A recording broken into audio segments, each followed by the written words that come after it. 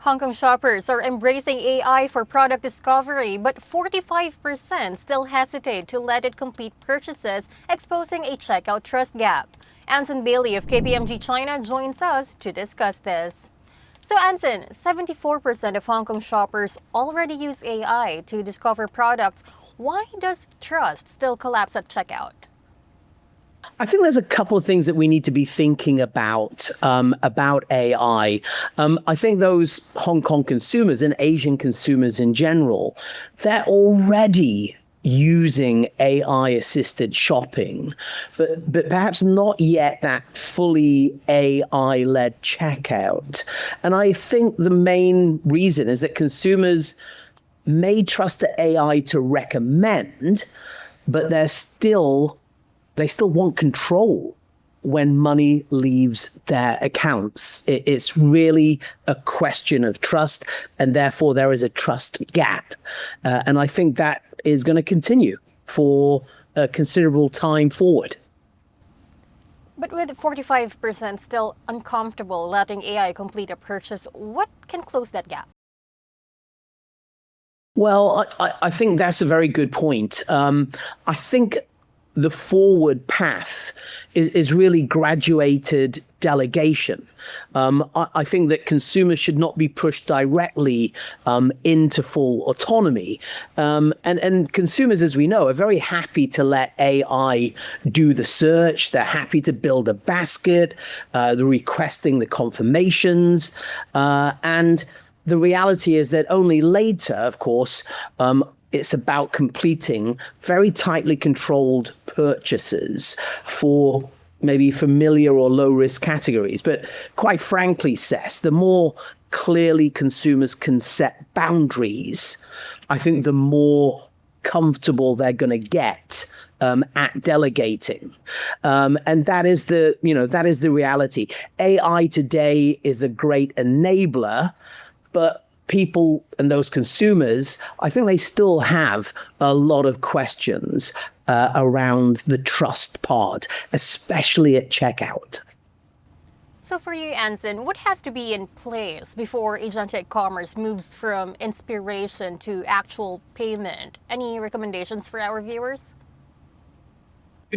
Again, a very good question, that one, Sess. I think trust grows when shoppers can see what the AI is allowed to do, what it has done, and how they are protected if something goes wrong. So I think, again, retailers, they also need to treat agentic commerce as an ecosystem readiness challenge, not just a chatbot upgrade.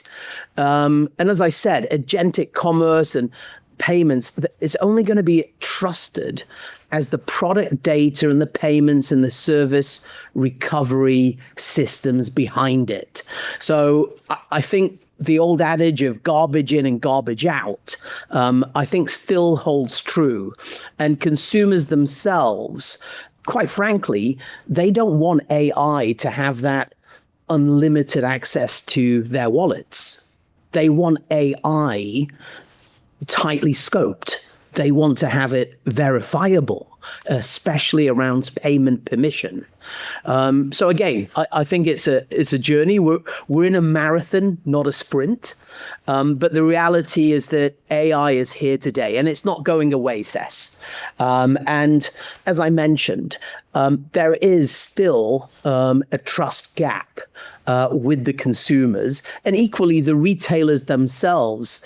They, I would say, are also kind of learning on the job, right? There's been a lot of incidents in the past several months, the last couple of years, about security and cyber breaches. So again, I think that is something we've got to ensure consumers are going to feel a lot more confident and comfortable with regards to using AI. And the reality is that those consumers are, they're already experimenting with AI shopping, and we know that the retail market is increasingly more digitally sophisticated.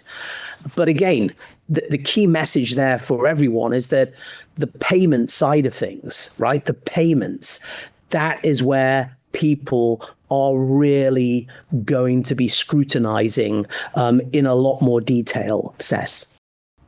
Well, we are looking forward to seeing how this plays out. Thank you so much for sharing your thoughts, Anson.